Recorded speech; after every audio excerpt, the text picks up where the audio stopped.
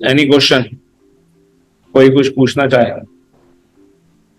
Sir, ये पूरे course में एग्जैक्टली हम क्या सीखेंगे? बड़ा अच्छा सवाल है। देखो, किसी ने पूछा तो सही कि सीखेंगे क्या। पता नहीं, आप पढ़ाए जा रहे हो, कहानी सुनाते हो, थोड़ी ठीक लगती है, एंटरटेनिंग होती है, मजा आता है, पर रिजल्ट क्या निकलेगा? ठीक है, तो रिजल्ट ये निकलेगा कि आप किसी का वीजा लगवाना चाहोगे तो आप लगवा पाओगे बिना किसी और के ऊपर डिपेंड हो। ठीक है, और मेजरली 3 तरह के वीजास पैसे कमा कर देते हैं। ठीक है, विजिटर वीजा जो कि बहुत आसान होता है, राइट, स्टूडेंट वीजा, और तीसरा वर्क परमिट। अगर कोई ये कहे ना कि मैं सीधा हवा में उड़ के वर्क परमिट सीख लूंगा, तो पॉसिबल ही नहीं, वो संभव ही नहीं। ठीक है, तो चलना तो विजिटर वीजा से ही पड़ता है। तो हम इसके अंदर बेसिक सबका ही कवर करते हैं, मेजरली हम करके भी देखते हैं, और जो भी इस चीज को ध्यान से समझेगा वो तीनों ही कर पाएगा।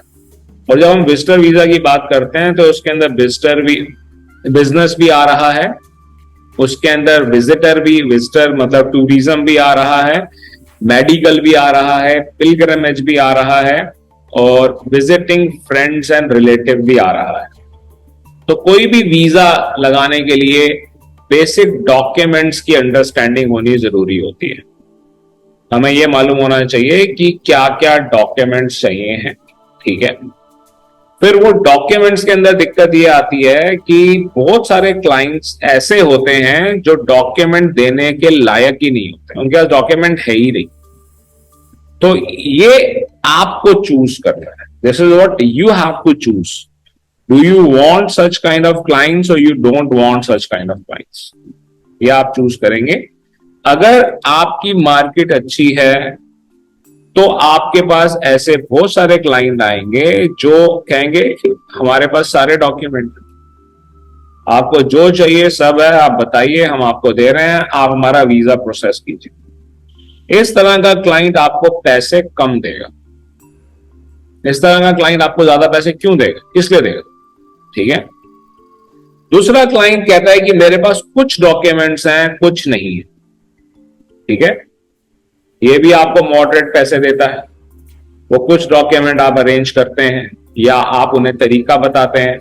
और तीसरा जो वर्स्ट क्लाइंट होता है, जो सबसे ज्यादा पैसे देता है, ये वो क्लाइंट होता है जो कहता है मेरे पास पासपोर्ट है और वीजा चाहिए। ठीक है, तो इस तरह के क्लाइंट को आपने कैसे हैंडल करना है, क्या डॉक्यूमेंट है, क्या डॉक्यूमेंट नहीं है, यही सब हम सीखेंगे। पहले तो हम डॉक्यूमेंट्स को समझेंगे। जब हम लोग डॉक्यूमेंट्स को समझ जाएंगे, फिर उसके बाद हम वीजा फॉर्म भरेंगे। जब हम वीजा फॉर्म भर देंगे तो फिर हम वो डॉक्यूमेंट्स बनाना शुरू करेंगे। देखो, जो फाइनेंशियल डॉक्यूमेंट्स होते हैं वो हमेशा एप्लीकेंट, क्लाइंट, ट्रैवलर की रिस्पॉन्सिबिलिटी होते हैं, वो किसी और की रिस्पॉन्सिबिलिटी नहीं होते। इस बात को समझिए। ठीक है, वो उसकी रिस्पॉन्सिबिलिटी ट्रैवलर के ऊपर है, ट्रैवलर खुद देगा। पर अगर नहीं दे रहे हैं तो उसके क्या तरीके होते हैं वो आप लोग सीखेंगे। ठीक है, बट उसके अलावा जो डॉक्यूमेंट है, जैसे कि वीजा फॉर्म भरना, कवरिंग लेटर लिखना, ट्रैवल से रिलेटेड डॉक्यूमेंट बनाना, ये वीजा एजेंट का ही काम होता है। That is the job of the visa agent. ठीक है, तो वो बड़े आराम से वीजा एजेंट बना भी लेता है। तो यूजली पहले तो ट्रैवल एजेंट्स ही हुआ करते थे, और ट्रैवल एजेंट की एक डिवीजन हुआ करती थी। चलो, उनका एक मैनेजर होता था जो सिर्फ वीजास करता था। ठीक है, फिर उस मैनेजर को समझ में आया कि भाई मेरा काम तो बहुत बढ़िया है, और उसने अलग से सिर्फ वीजा करना शुरू कर दिया। अगर आप 20 साल पीछे चले जाओगे ना, 15 साल पीछे चले जाओगे, तो सिर्फ वीजा एजेंट्स बड़े कम थे, ट्रैवल एजेंट्स ही ये सारा काम किया करते थे। फिर ये इंडस्ट्री एक्सपैंड होती चली गई और उन्हें समझ में आया कि सिर्फ वीजा वीजा करके ही बहुत पैसे कमाए जा सकते हैं, तो अब सिर्फ वीजा एजेंट्स होने लग गए हैं। अदरवाइज ट्रैवल एजेंट के लिए ट्रैवल डॉक्यूमेंट्स बनाना कभी मुश्किल होता ही नहीं था। ठीक है, तो हम वो डॉक्यूमेंट्स कैसे बनाएंगे? चाहे आप लोग सिर्फ वीजा एजेंट है तो उसके कुछ easy and free tools available हैं। 100% फ्री भी अवेलेबल है, कुछ चार्जेस के साथ भी अवेलेबल है, वो हम आपको समझाएंगे, और कुछ फॉर्मेट्स हम आपको देंगे जिसके कोई चार्जेस नहीं होते हैं, तो आप वो बेसिक डॉक्यूमेंट्स बना पाते हैं।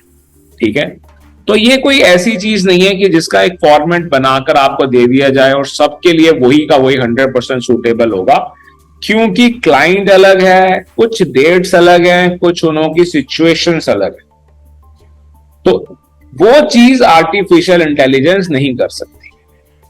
उसके लिए ह्यूमन इन्वॉल्वमेंट की जरूरत है, वो चेंज आपको करना पड़ेगा, इसीलिए आपकी रिक्वायरमेंट है। ठीक है, तो किस क्लाइंट के लिए किस ढंग से चेंज होगा वो आप इसके अंदर समझ पाएंगे।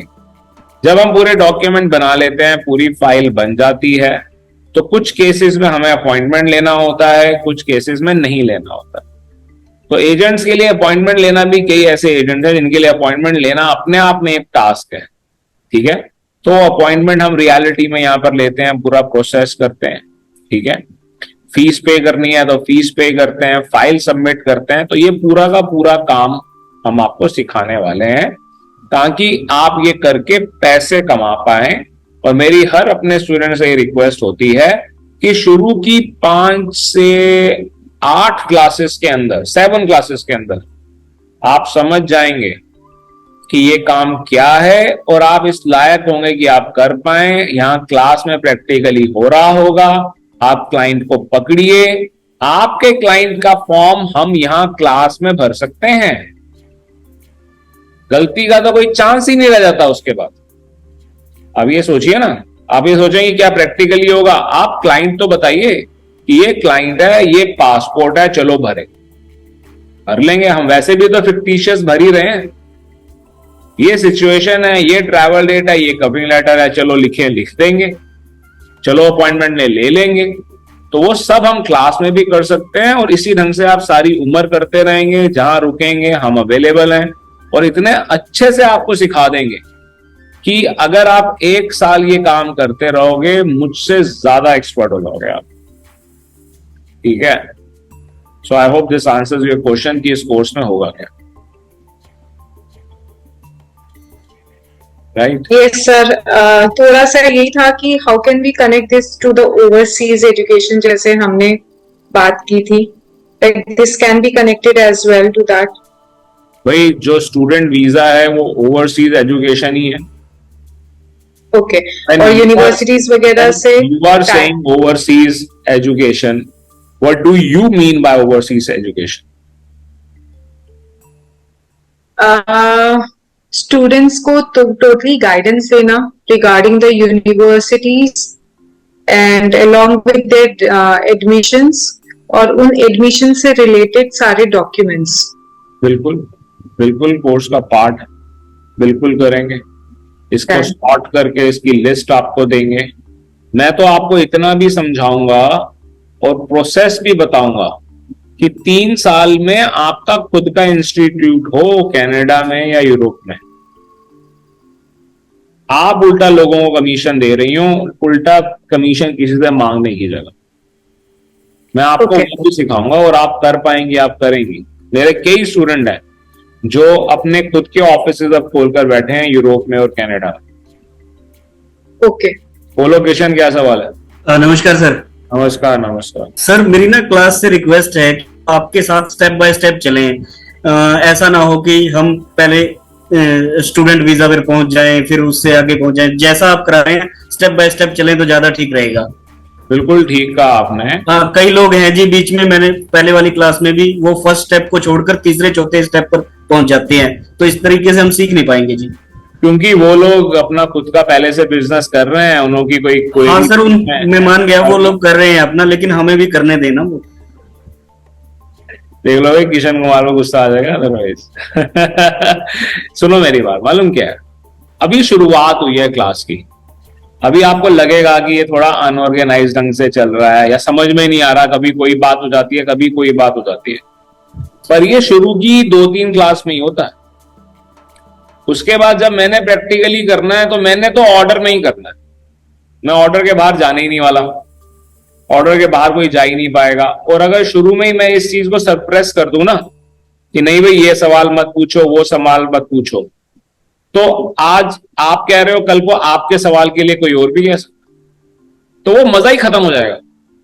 पर ये 1 2 3 क्लास की कहानी होती है कि कुछ सवाल चलो ओपनली पूछ लिए जाएं, आप लोग भी थोड़े कंफर्टेबल हो जाते हैं, हमें भी आपका पता चल जाता है, और कुछ टाइम उसके लिए रखना भी चाहिए, ठीक है? क्योंकि जो मैंने आपको करवाना है वो मैं उस ऑर्डर में ही करवाने वाला हूं। अब मैंने क्लास शुरू की, मैं 10 मिनट 20 मिनट अगर आपके सवालों को दूंगा तो बहुत बढ़िया है, और उसके बाद मैंने जो कराना है वो मैं कराऊंगा ही कराऊंगा, उसकी आप बिल्कुल चिंता मत करो। आप भी सवाल पूछो, और चाहे आपको किसी और के सवाल और जवाब समझ में आ रहे हो या ना आ रहे हो, जो मैं पढ़ाऊंगा वो आपको समझ में आएगा, और अगर वो आपको समझ में ना आए तो आप उसी वक्त बोलिए, ठीक है? और कोई सवाल? चलिए ठीक है, बड़ा अच्छा लगा आप सब लोगों को देखकर, ठीक है? और अच्छी बात यह है कि आप लोग इंटरेक्टिव हैं, सवाल पूछते रहिए। स्टार्ट करते हैं, जैसे किशन कुमार ने कहा, बिना क्या कहते हैं इधर उधर गए।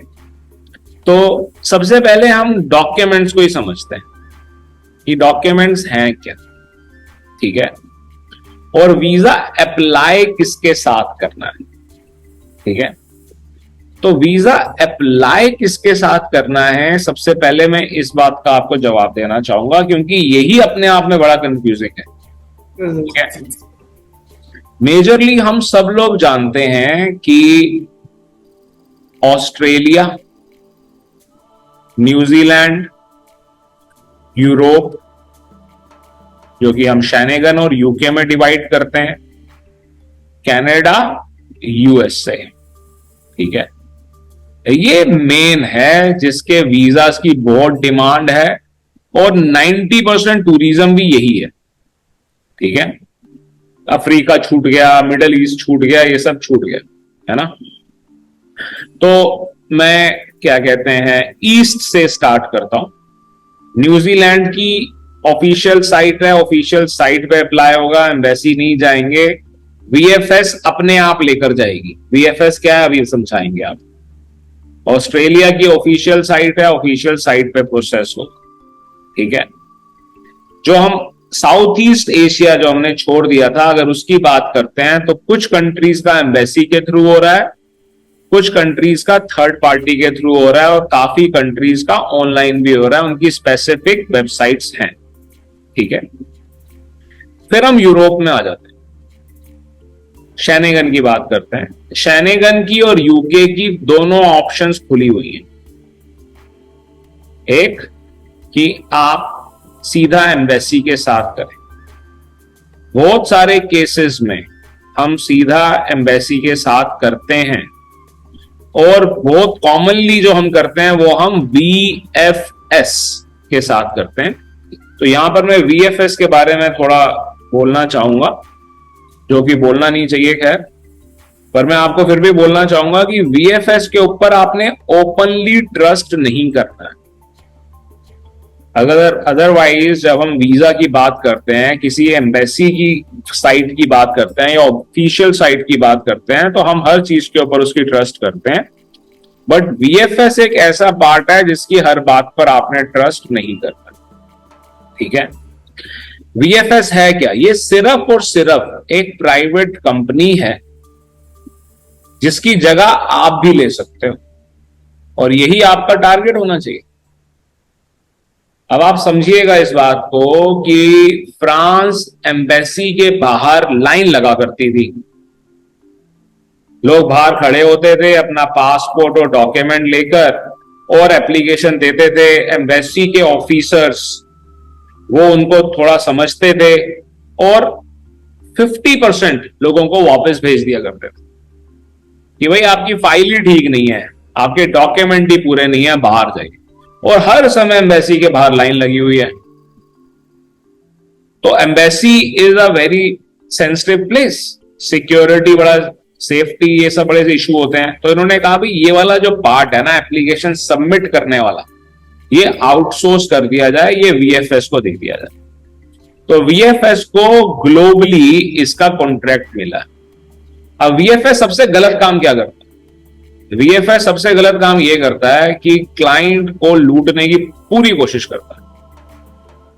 फॉर्म के अंदर जरा सी गलती निकल आए, आपको पैसे फालतू देने पड़ेंगे, वापस जाओ, थोड़ा सा क्लाइंट लेट हो जाए आपको ये करना पड़ेगा, दोबारा आप प्रीमियम सर्विस लो, ठीक है, फॉर्म आपका गलत है। तो ये सब चीजें बड़ी कॉमन है, और क्लाइंट इतना डरता है कि ना ही उसके लिए रिव्यू करता है, ना फाइट करता है, उसे लगता है पता नहीं मेरे को कल को दिक्कत ना हो, राइट। और उससे बड़ी गलती या उससे गलत काम वीएफएस क्या करता है, अगर वीएफएस को किसी कंट्री ने कॉन्ट्रैक्ट दे दिया कि हाँ जी ये हमने आपको कॉन्ट्रैक्ट दिया है कि आप हमारी एप्लीकेशन ले सकते हो, और कोई कंट्री कहती है कि नहीं हम अपना कॉन्ट्रैक्ट आपसे खत्म कर रहे हैं, तो एक कंसोलिडेटेड लिस्ट वीएफएस के ऊपर होनी चाहिए कि भाई इन कंट्रीज का हमारे साथ टाई अप है, हम कर रहे हैं ऑफिशियली, इनका अनऑफिशियली कर रहे हैं हम, ऐसी कोई लिस्ट ही नहीं है उनके पास। स्पेन का वीजा वीएफएस के थ्रू नहीं होता, स्पेन का वीजा एक और प्राइवेट एजेंसी है बीएलएस, उसके थ्रू होता है। स्पेन भी शेनेगन है, फ्रांस भी शेनेगन है, दोनों ही शेनेगन है, ठीक है।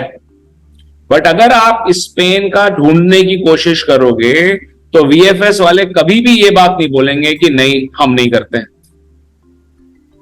यूएई का वीजा, ठीक है, यूएई का वीजा के लिए वीएफएस जाने की कोई जरूरत नहीं। अगर आप यूएई के वीजा के लिए वीएफएस चले जाते हो तो आप ये समझ लो कि जो काम आपका 7,000 में हो सकता है वो 12,000 में होगा, ठीक है। और वीएफएस कभी ये बात नहीं बताएगा, ठीक है, कभी ये नहीं बोलेगा कि मेरी वही सिचुएशन है जो किसी और एजेंट की सिचुएशन है, ठीक है। तो वीएफएस सिर्फ और सिर्फ एक प्राइवेट एजेंसी है जो एप्लीकेशन एक्सेप्ट करती है, बायोमेट्रिक लेती है और आगे एम्बेसी को फॉरवर्ड करती है, ठीक है। अब शेनेगन ने चेंज क्या किया है, जितनी भी कंट्रीज डेवलप ढंग से चल रही हैं, जैसे कि यूके, ठीक है, यूके कहता है कि भाई फॉर्म ऑनलाइन भरिए, ऑनलाइन फॉर्म भरिए, ऑनलाइन फीस पे कीजिए, उसके बाद वीएफएस का आपको अपॉइंटमेंट मिलेगा, ठीक है। बेल्जियम भी यही कहता है, फ्रांस भी यही कहता है, पर बहुत सारी कंट्रीज अभी तक इसको प्रॉपरली ऑर्गेनाइज नहीं कर पाई हैं, तो वो फिजिकल फॉर्म भरने की ऑप्शन भी देती हैं और एम्बेसी जाने की ऑप्शन भी देती है। रशिया जो कि शेनेगन का पार्ट नहीं है, यूरोप का पार्ट है, रशिया का वीजा हम सीधा एम्बेसी के साथ भी अप्लाई कर सकते हैं, फीस कम है, और वीएफएस के साथ भी अप्लाई करते हैं, फीस ज्यादा है, वीएफएस के चार्जेस ऐड हो जाते हैं, ठीक है। तो वीएफएस सिर्फ एक मीडिएटर है, इस बात को याद रखिएगा। बट हमने कभी भी गलती नहीं करनी है कि उन्हें एक भी मौका दें गलती निकालने का एप्लीकेशन के अंदर, ठीक है। जहां वीएफएस आपकी बात ना सुन रहा हो वहां एम्बेसी को अप्रोच कीजिए, बिल्कुल कीजिए, ठीक है। फिर बात आ जाती है एम्बेसी की, जहां पर काम हो ही एम्बेसी के साथ रहा है, ठीक है। तो एम्बेसी जैसे टर्की की हम बात करते हैं तो हम एम्बेसी के बाहर जाते हैं, लाइन लेते हैं, लगाते हैं और एप्लीकेशन करते हैं, ठीक है, मुश्किल नहीं है। डॉक्यूमेंट्स वही हैं, जो शेनेगन के डॉक्यूमेंट्स है वही टर्की के डॉक्यूमेंट है। फिर बात आ जाती है कनाडा की और यूएसए की। कनाडा का अलग पूरा का पूरा प्लेटफॉर्म है, बाद में इवेंचुअली वो आपको वीएफएस भेजेंगे बायोमेट्रिक के लिए। यूएसए का भी अलग पूरा प्लेटफॉर्म है, फॉर्म उनकी साइट पर भरेंगे, फीस अलग साइट पे करेंगे, और लास्ट हमारे को सेकंड लास्ट जो है वीएफएस सिर्फ बायोमेट्रिक के लिए जाना है, सिर्फ बायोमेट्रिक के लिए इंटरव्यू यूएसए खुद ले रहा है। और यहां पर मैं आप लोगों को मालूम भी होगा, मैं बहुत बार बोलता हूं और मुझे लगता है ये हर एक किसी को बोलना चाहिए, सबसे आसान यूएसए का वीजा लेना।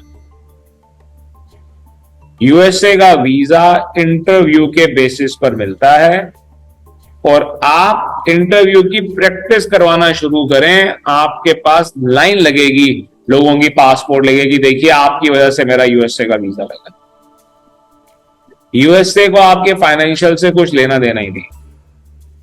इस चीज को अगर कोई समझ जाता है तो यूएसए का वीजा लग जाता है, ठीक है। तो ये तो हमारे को समझ में आया कि वीजा अप्लाई कहां करना, ठीक है।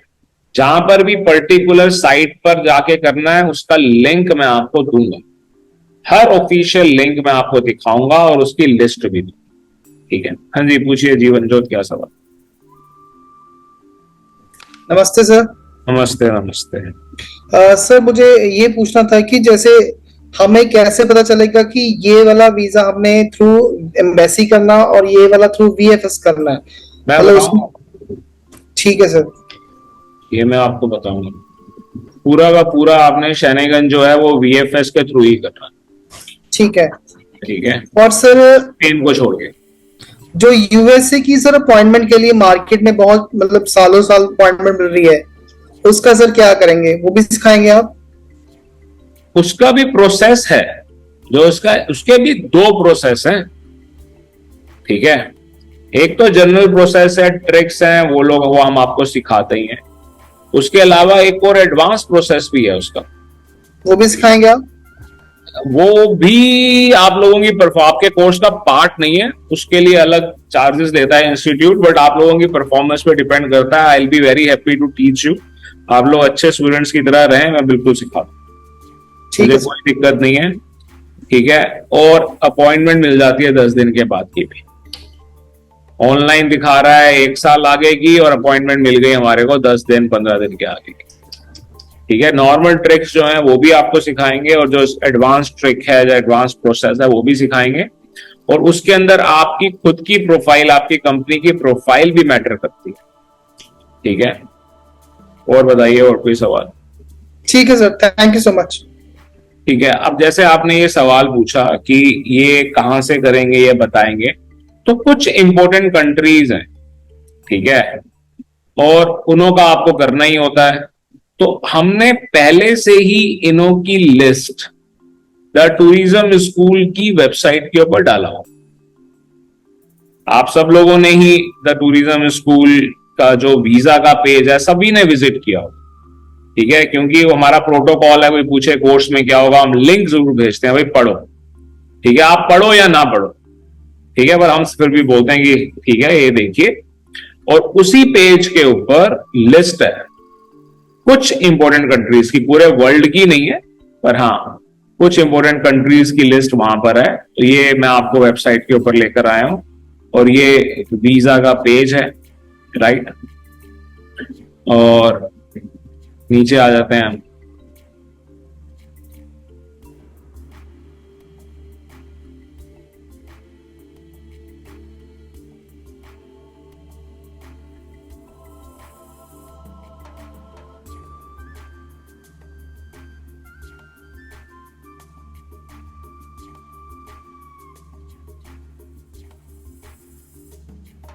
यूएसए का लिंक दिया गया, यूके का दिया गया है, कनाडा का, France, UAE, Australia, New Zealand, Japan, Thailand, Malaysia, Singapore, Russia, Mexico.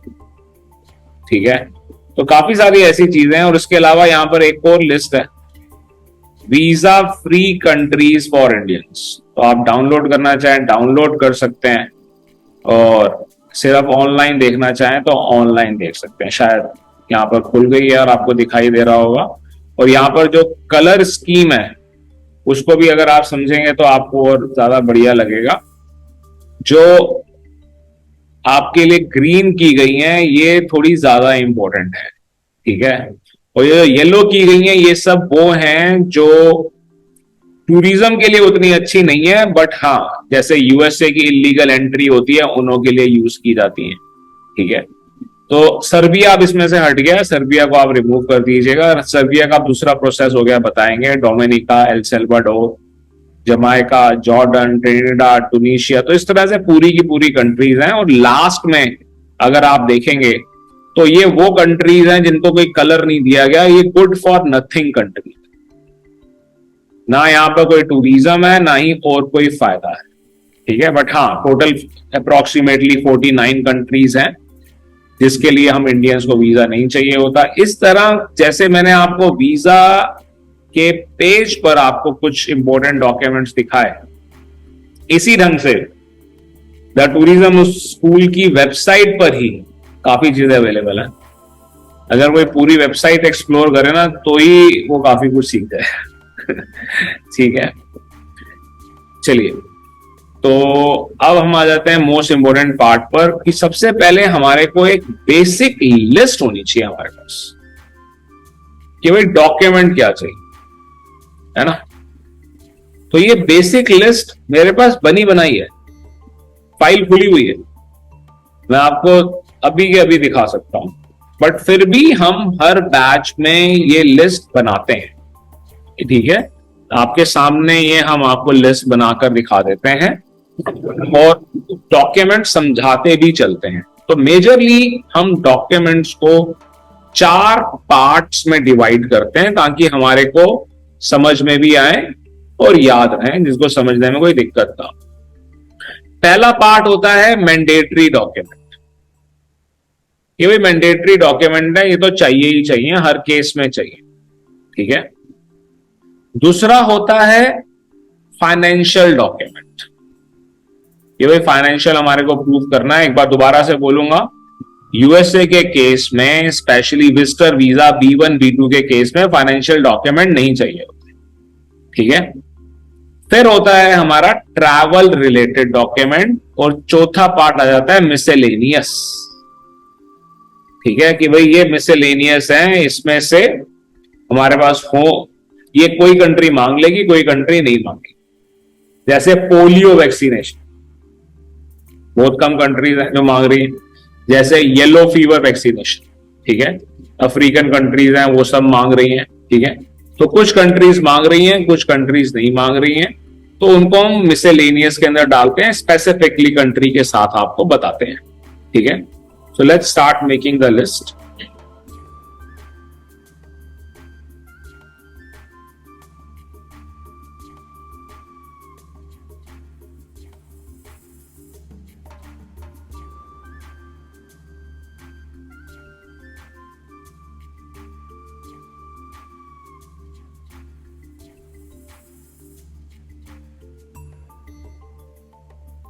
ये एक मेरी बुक है जो आपके वीजा से रिलेटेड नहीं है खैर, पर ये अमेजोन के ऊपर अवेलेबल है,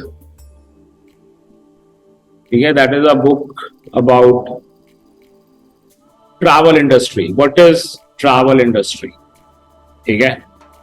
तो आप में से किसी को भी ये बुक चाहिए हो फ्री ऑफ कॉस्ट मेरी तरफ से, you can WhatsApp me, I will send you the PDF of that. But इसका वीजा का कुछ लेना देना नहीं है, ये this is just about the understanding about scope in travel industry, किस तरह की जॉब्स हैं या किस तरह की जॉब्स नहीं है, ठीक है, और क्या अर्निंग है और क्या अर्निंग नहीं है, right. So let's start, I'll just use it as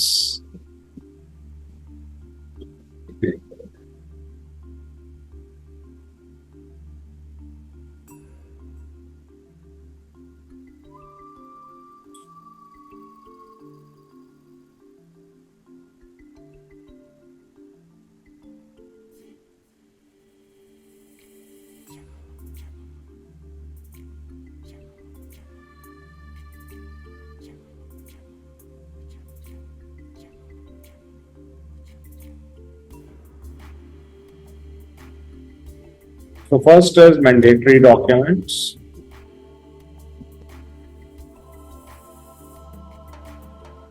Passport valid for 1 year.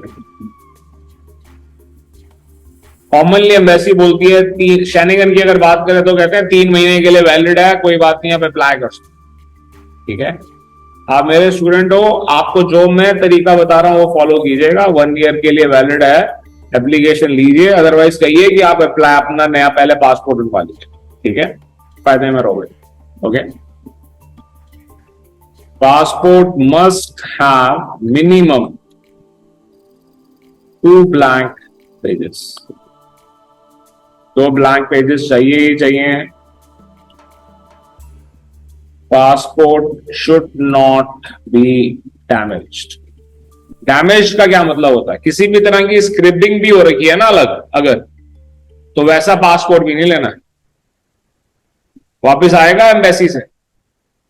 अगर VFS वाले पासपोर्ट ले लेते हैं, वो भी नोटिस नहीं करते, एम्बेसी बिना वीजा लगाए वापस भेजेगी एप्लीकेशन, ठीक है, कि पहले आप अपना पासपोर्ट दूसरा लेकर आइए, पेजेस यूज हो रहे हैं, कहीं पर इंक गिरी हुई है, कहीं पर कुछ भी स्पॉट है, ठीक है, इस तरह के पासपोर्ट्स को आपने एक्सेप्ट नहीं करना है। बोलिए। सर सेम चीज ना हुई थी हमारे स्टूडेंट के साथ, उसने कनाडा का अप्लाई किया था तो उसका वीजा तो रिक्वेस्ट कर लिया एम्बेसी ने, बट उसका जो पासपोर्ट का जो फ्रंट पेज था वो लैमिनेशन से उतर गई थी, उसकी साइड से उतर गई थी, तो उसने फिर एम्बेसी ने वापस भेजा था उसको दोबारा कराने के लिए पासपोर्ट को।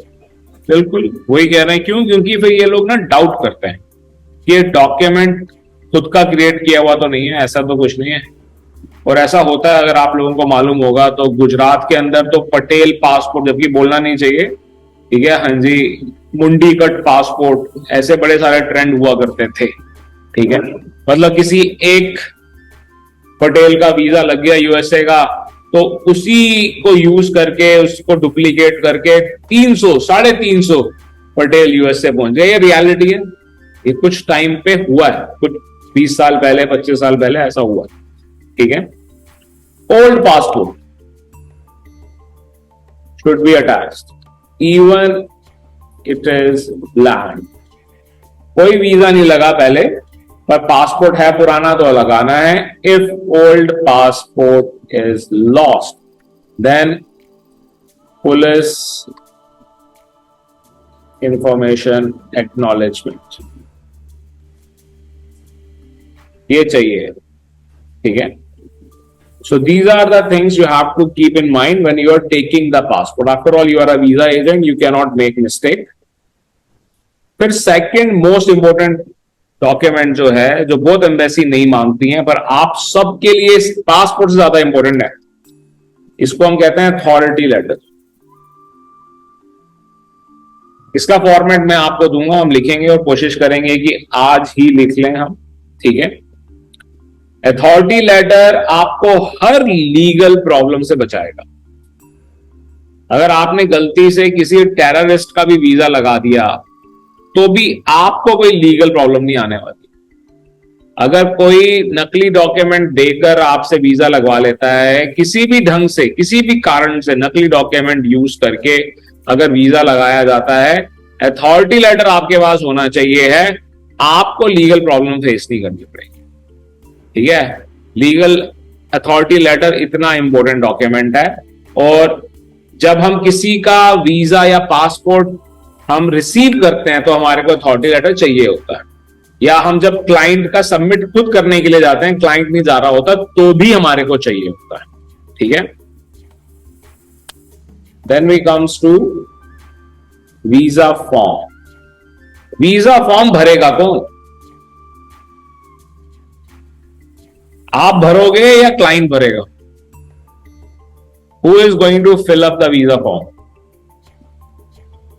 We have to fill up the visa form. You have to fill up the. Sign कौन करेगा? Client Definitely us. You would do it. No, Client. Client would do it. Jyoti is my visa agent. I am in Delhi and I am taking her services. Now, if I have to sign, first she would send me a PDF. I would download that PDF. I'll sign it.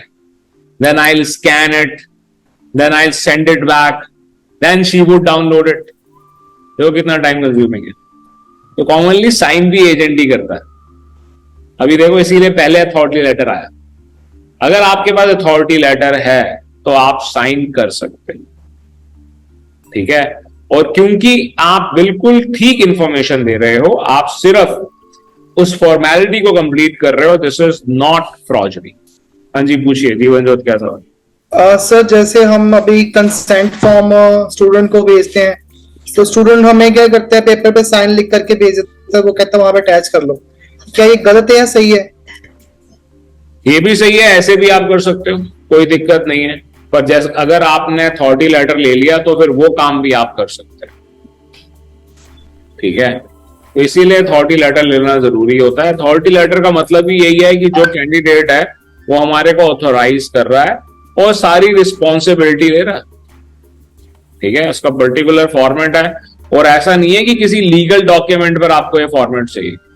एक plain paper के ऊपर भी अगर कोई sign करके दे रहा है, फिर भी आप डबल श्योर होना चाहते हो, कोई भी रिस्क नहीं लेना चाहते हो, तो इतना कर लो कि उसके ऊपर थंब इंप्रेशन भी ले लो उसका, ठीक है, चाहे वो अपना गलत साइन भी कर दे। वैसे मैं आपको ये भी बता देना चाहूंगा कि अगर कोई गलत साइन करता है इंटेंशनली, तो वो खुद भी फ्रॉड ही कर रहा है, ठीक है, उसके लिए भी सजा बनी हुई है, ठीक है। चलिए, हमें इतनी डिटेल में जाने की जरूरत नहीं है और इतना लीगल प्रॉब्लम कोई होती नहीं है, ठीक है। बट हाँ, ये जरूर है कि अगर आप किसी भी कारण से नकली डॉक्यूमेंट्स अगर यूज हो रहे हैं, तो अथॉरिटी लेटर आपको बहुत प्रोटेक्ट करता है, राइट। तो वीजा फॉर्म हमने ही भरना है, हमारी ही रिस्पॉन्सिबिलिटी है। और इलेक्ट्रॉनिकली जब भरते हैं, जैसे कि हम यूएसए का वीजा फॉर्म भरते हैं, तो साइन थोड़े ना करने होते हैं, उसे अब नाम ही लिखना होता है, सबमिट ही करना, ठीक है। तो हम प्रैक्टिकली करके देखेंगे, राइट।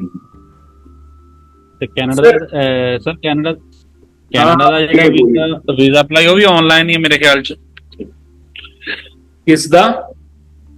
ਕੈਨੇਡਾ ਦਾ ਜਿਹੜਾ ਅਪਲਾਈ ਹੈ ਵੀ ਆਨਲਾਈਨ ਹੀ ਪ੍ਰੋਸੈਸ ਹੈ। ਚੰਗਾ ਤੁਸੀਂ ਸਵਾਲ ਪੁੱਛਿਆ ਹੈ।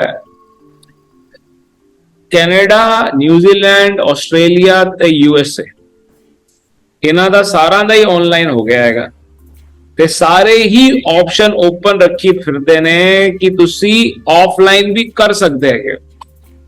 अच्छा, ऑफलाइन भी कर सकते हैं, बिल्कुल कर सकते हैं, हाँ, पर वो औखा है ऑनलाइन करना, फिर भी औखा है। और जदों तक पूरी दुनिया च नहीं हो जाएगा ना कि सारा दे कोल ही हैगा उनका इंटरनेट, तां तक ऑफलाइन वाली ऑप्शन खुली रहनी हैगी। ठीक हो गया सर, ठीक है जी। आगे चलते हैं।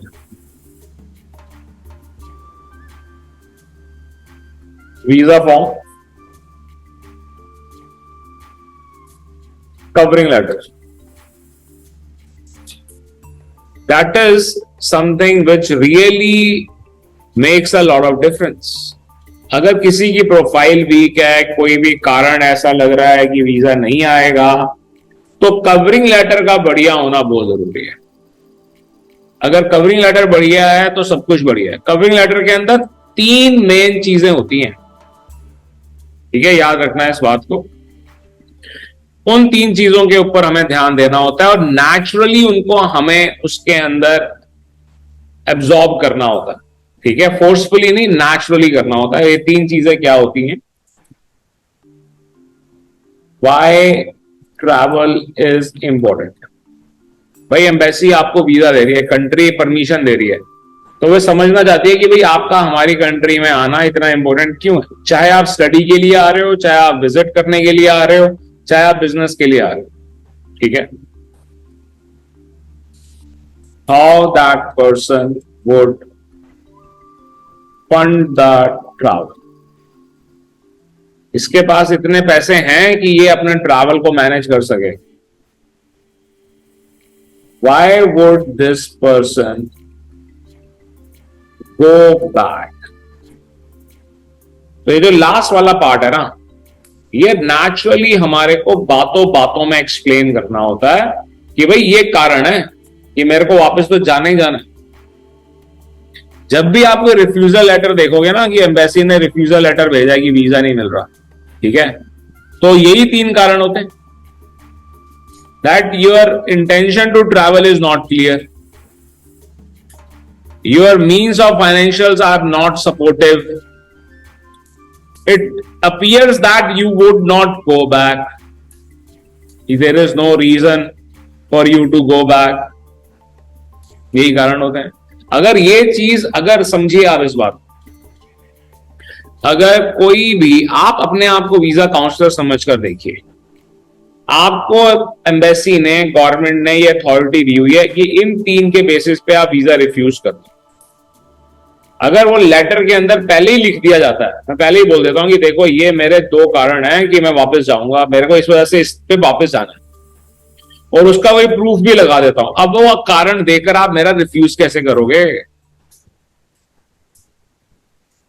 रिफ्यूजल लेटर में लिखोगे क्या?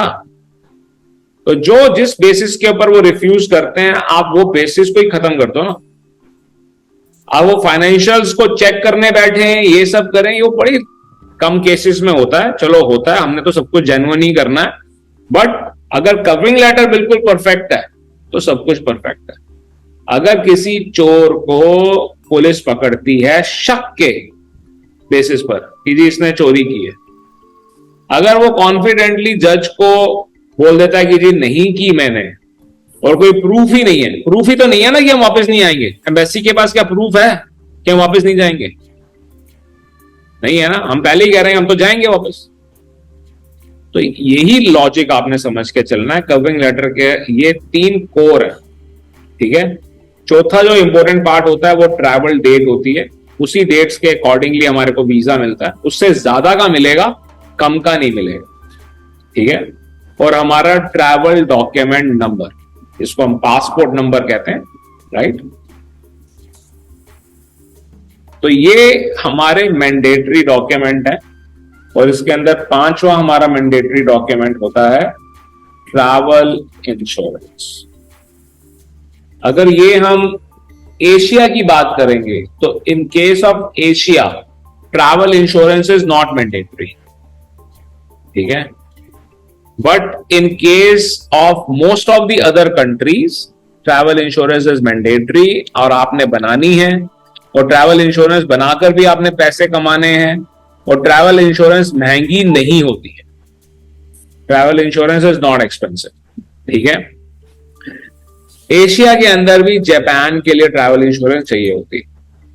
Japan is also part of Asia, और जापान का भी लगभग वही प्रोसेस है जो शेनेगन का, ओके। तो यहां पर हम अपने मैंडेटरी डॉक्यूमेंट्स कंक्लूड करते हैं और फाइनेंशियल डॉक्यूमेंट्स पर आते हैं। पूछिए प्लीज। अच्छा, जो ट्रैवल इंश्योरेंस है ये जनरली हमें क्या कॉस्ट क्या करती है हमें जनरली? बड़ा अच्छा सवाल है।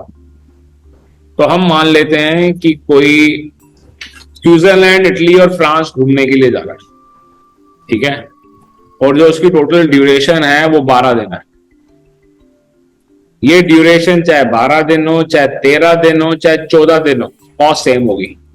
चाहे 11 दिन हो, चाहे 8 दिन हो, जो इंश्योरेंस की कॉस्ट है वो 7 के मल्टीपल्स में बढ़ती है, ठीक है। तो अगर ये 8 दिन से 14 दिन के बीच में हम मान रहे हैं, यूरोप हम बात कर रहे हैं, तो ये कॉस्ट आएगी अप्रोक्सीमेटली 700 रुपए से 1200 रुपए के बीच में, बस 700 to 1200। और इसके ऊपर भी एजेंट को जो बुक कर रहा है उसको मिनिमम 30% कमीशन मिलती है। और अगर ये आप डायरेक्ट कर लेते हो, एग्रीगेटर के थ्रू ना करके डायरेक्ट करने लग जाते हो, तो ये कमीशन 70% तक जाती है। और ट्रैवल इंश्योरेंस करनी कहां से? ट्रैवल इंश्योरेंस के अगर लीडर की हम बात करें कि हाँ भाई बेस्ट कहां है, कहां से करना चाहिए, जिसने स्टार्ट किया वो है टाटा AIG। टाटा AIG की वेबसाइट पे जाके भी कर सकते हैं, ICICI लोम्बार्ड की साइट के ऊपर जाके भी कर सकते हैं, इफ्को टोक्यो की साइट के ऊपर जाकर कर सकते हैं। ये जनरल इंश्योरेंस है। आप किसी भी कंट्री में हैं, आप पाकिस्तान में हैं, बांग्लादेश में हैं, तो आपकी कंट्री के अंदर जो जनरल इंश्योरेंस कंपनीज हैं, जो कार की इंश्योरेंस करती है, जो मोटरसाइकिल की इंश्योरेंस करती है, वो ट्रैवल इंश्योरेंस भी बेच रही है। और ट्रैवल इंश्योरेंस ऑनलाइन बन जाती है, ठीक है, 5 मिनट लगते हैं और ट्रैवल इंश्योरेंस बन जाती है। सर ये इंश्योरेंस क्या क्या कवर करती हैं? ट्रैवल इंश्योरेंस कहने को तो इतना कुछ कवर करती है कि अगर आपको कुछ जरा सी भी दिक्कत हो गई तो आप समझ लो कि सुपरमैन ही आ जाएगा आपके पास आपका ध्यान रखने के लिए। और रियलिटी में कुछ भी कवर नहीं करती है। नहीं, मेरा कहने का मतलब ये है कि मेडिकल और थेफ्ट दोनों ही कवर करते हैं या सिर्फ थेफ्ट? मेडिकल कवर करती है, थेफ्ट कभी कवर नहीं करती। ओके, यही सबसे बड़ा कंफ्यूजन है। तो ये जो थेफ्ट है ना, ये थेफ्ट सिर्फ तब कवर होगी जब कोई किसी के होटल के कमरे में आकर कोई डाकू कुछ चुरा कर ले जाए। ओके, होता है क्या ऐसा? बहुत कम है, बहुत ही कम है, ठीक है। अदरवाइज कोई ये बोले कि मैं पेरिस में घूम रहा था और मेरा कोई बैग स्नैच करके ले गया, कुछ भी नहीं मिलेगा, आप सिर्फ खाब लेते रहोगे, ठीक है। तो ये सोचे कि एयरपोर्ट के ऊपर मेरा बैग लॉस्ट हो गया, अगर एयरलाइन उसको एक्सेप्ट नहीं कर रही है, इंश्योरेंस कुछ भी नहीं देने वाली। ठीक है, तो रियलिटी में इन सब बेसिस के ऊपर लेना बड़ा मुश्किल हो जाता है। ठीक है, हाँ जी पूछो जीवन जो, तो ठीक से बैठो प्लीज। सर ये जो अपने कंपनीज के नेम बताए, Tata, AIG, ICICI Lombard and IFO Tokyo. IFFCO Tokyo, IFO Tokyo, Reliance, हाँ जी, कौन सी वाली? मैक्स, रिलायंस भी है। रिलायंस। सर ये अगर हमारा कोई क्लाइंट फॉरेन कंट्री में बैठा हुआ है ऑलरेडी, कनाडा में, USA में, न्यूजीलैंड और ऑस्ट्रेलिया में, और उनको इंश्योरेंस चाहिए, ट्रैवल इंश्योरेंस, तो यही वेबसाइट को फॉलो करेंगे हम? इसी को फॉलो करूंगा, कोई दिक्कत ठीक नहीं है, है। वहां की करने की जरूरत नहीं है। जब हम स्टूडेंट के लिए जाते हैं तब पर्टिकुलर हमारे को इंश्योरेंस करनी होती है, तो वो यूनिवर्सिटी हमारे को बताती है। सर जब हम ऑफर लेटर अप्लाई करते हैं, वीजा अप्लाई करते हैं, तो हम ट्रैवल इंश्योरेंस नहीं करते और वीजा आते हैं हाँ बिल्कुल स्टडी आते वीजा में, स्टडी बिल्कुल वीजा में। हाँ बिल्कुल आते हैं। तो सर ट्रैवल इंश्योरेंस हम लगाते तो है नहीं उसमें? आप नहीं लगाते हो, वीजा आता है, पर फिर भी लगानी चाहिए। ठीक है सर। लगाने से उल्टा आपके चांसेस बढ़ेंगे ही। और दूसरी बात मैं आपको ये भी बता दूं, ट्रैवल डेट से अगर आप 48 घंटे पहले भी ट्रैवल इंश्योरेंस कैंसिल करते हो तो पूरे पैसे उसी वक्त वापस आ जाते हैं। तो ट्रैवल इंश्योरेंस बुक करने का कोई नुकसान है ही नहीं, सिर्फ फायदा ही फायदा है। और जैसे कि कृष्ण ने बोला कि अगर किसी को चोट लग जाए ना तो travel insurance is very useful. ठीक है, गॉड फॉरबिड्स, राइट। आगे चलते हैं। अब हम फाइनेंशियल डॉक्यूमेंट में आ जाते हैं। इसका कोर समझिएगा, इसके आप बेसिक को समझने की कोशिश कीजिएगा कि फाइनेंशियल्स का लॉजिक क्या है। ठीक है, लोगों को ये लगता है कि बैंक स्टेटमेंट लगा देनी है, ITR लगा देनी है, बस काम हो जाएगा। ठीक है, आप इसके लॉजिक को समझिए और अपने आप को आप एक कंट्री का प्राइम मिनिस्टर समझिए। ठीक है, अगर कोई आके रिफ्यूजी आपकी कंट्री में रहेगा तो आपको नुकसान होगा। ठीक है, तो आप क्या चाहते हो? आप ये चाहते हो कि there should be proof of regular income. इस इंसान की रेगुलर इनकम है। ठीक है, फाइनेंशियल्स दिखाने का मतलब ये है, जैसे भी, right, this regular income should be proved by minimum 2 financial documents which are in support of each other. ये सबसे बड़ा रीजन होता है रिफ्यूजल का। बैंक स्टेटमेंट भी लगा दी और ITR, 2 हो गए ना, 2 फाइनेंशियल डॉक्यूमेंट लगाने हैं। बैंक स्टेटमेंट भी लगा दी और आपने ITR भी लगा दी। ठीक है, बैंक स्टेटमेंट के अंदर 20 लाख रुपए हैं और ITR का मतलब है इनकम टैक्स का प्रूफ कि आपने इनकम टैक्स जो पे किया। ठीक है, income tax return, income tax आपने रिटर्न जो फाइल किया है वो 6 लाख रुपए की है। दोनों कॉन्ट्राडिक्टरी हैं, आप समझिए इस बात को। जहां आपके खुद के लगाए हुए डॉक्यूमेंट एक दूसरे को कॉन्ट्राडिक्ट कर रहे हैं तो फिर अब चेक करने की जरूरत ही क्या रहेगी? ये मिसमैच जितने भी अनट्रेन्ड या जो गलत ढंग से कर रहे हैं, खुद मैनिपुलेट कर रहे हैं, उन्हों के केस में होता है। अदरवाइज नेचुरली अगर कोई मेरे से कहेगा कि जी आप अपना फॉर्म 16 दीजिए, जिन्हों की कंपनी जहां वो नौकरी करते हैं जब वो ITR फाइल कर रही होती है तो फॉर्म 16 मिलता है, वो भी इनकम टैक्स पे करने का ही प्रूफ है। अगर कोई मुझे कहेगा कि आप अपना इनकम टैक्स पे किए गई है जो, उसका प्रूफ दीजिए और अपनी स्टेटमेंट दीजिए, वो मिसमैच हो ही नहीं सकता। किसी भी आप गवर्नमेंट ऑफिशियल से बोलिए कि आप टैक्स जो पे किया वो दीजिए, अपनी इनकम की स्टेटमेंट दीजिए, मिसमैच होगा ही नहीं, कभी हो ही नहीं सकता। ठीक है, तो ये आपको ध्यान रखना है, राइट।